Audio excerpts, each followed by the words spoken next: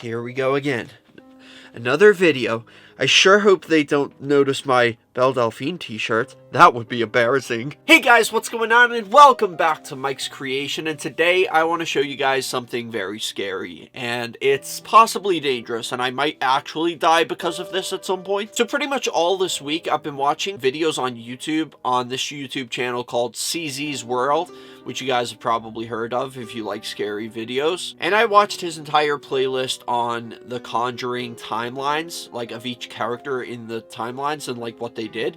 And like the one that stood out to me the most was obviously Valak and Malthus. Malthus being the demon that is possessing the Annabelle doll throughout the Annabelle franchise, and Valak is who is manifesting as the nun. These are two very powerful demons in the Conjuring universe, and I've been watching them. I've been like learning a little more about them because they are based on actual demons from like ancient mythology. And because of CZ's World and the information that he provides in his videos, I was able to find out that these two demons in particular were a part of, I guess you could say, captured demons that King Solomon captured. And there is a lot of literature about like these demons and whatever, but the one that talks about Valak and Malthus is the Lesser Key of Solomon. Now this is a book of evil, and it literally has descriptions and everything like that. It talks about 72 different demons that were, I guess, captured and made to be servants of King Solomon. But the book has like little illustrations of each demonic symbol, or I guess like, I don't really know what you would call it, but it's like a symbol. But it has like a little paragraph for each demon, and it talks a little bit about like what they look like, what they sound like, and what their role is in hell. This book, The Lesser Key of Solomon, also tells you how you can summon these demons and make them your servant, which is probably not a good idea.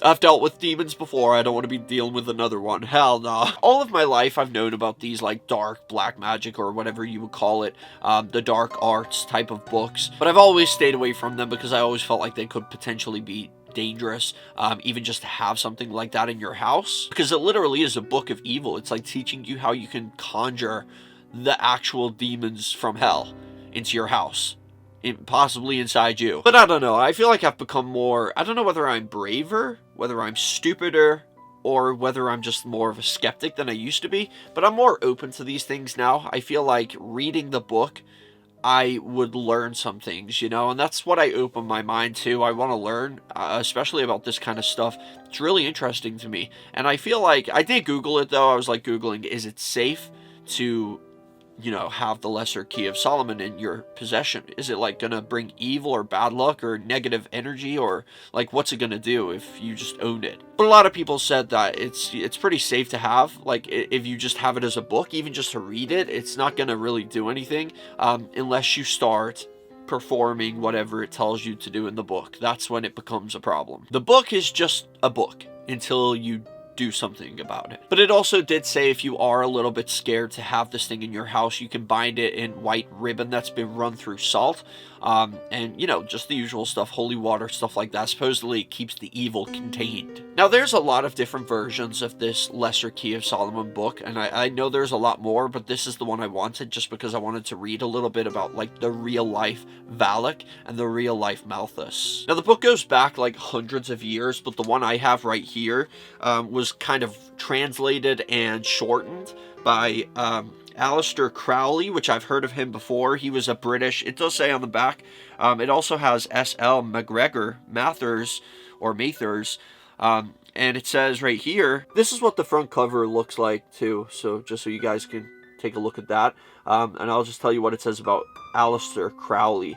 He was an English occultist, ceremonial magician, poet, painter, novelist, and mountaineer. He founded the religion of Thelema, identifying himself as the prophet entrusted with guiding humanity into the, I can't pronounce that word, it's like a Norwegian letter, of Horus in the early 20th century. So this book is just kind of like a shortened version. He took out what he thought was all like the nonsense and stuff like that, and like the pointless blabber that just goes on, and a lot of it was, I think it was like written originally in like Greek or something like that, or ancient Latin. But I can show you like a little example of what it looks like inside. It is a very short book, and it usually is divided into 5 separate books, but this has made like all of them into the one, even though it's a very small book. But like I said, he's took out a lot of the pointless stuff, There's a little picture of him right there on the back. Apparently he was like known as the wickedest man in the world at one point.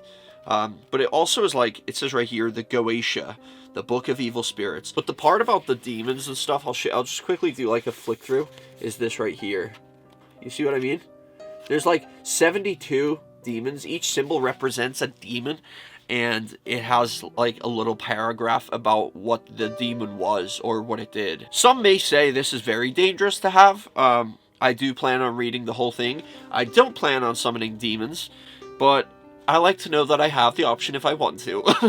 Oh, God, somebody take this from me. I'm gonna ruin my life, I just know it. But in all seriousness, I did think about it, and I saw the little paragraphs, and I thought, you know, it sounds really cool for a video idea, but it's like, would you guys be okay with that, or are you scared? Like, I can make a video reading the book to you guys. Just the part about the demons, I won't read any, like, how to summon them or anything, but I could, like, tell you the demon, his name, what his role was in hell. I can read each paragraph to you guys in videos. Maybe not like all like one in each video because they're very short, but I could probably do like 10 per video. So that would be like 7 videos worth of demon storytelling. But let me know in the comment section, would you guys be interested in that? And if I die, you know why. And I'm a poet and I just didn't know it. But anyway guys, thanks for watching, and I'll see you in the next one. Peace out.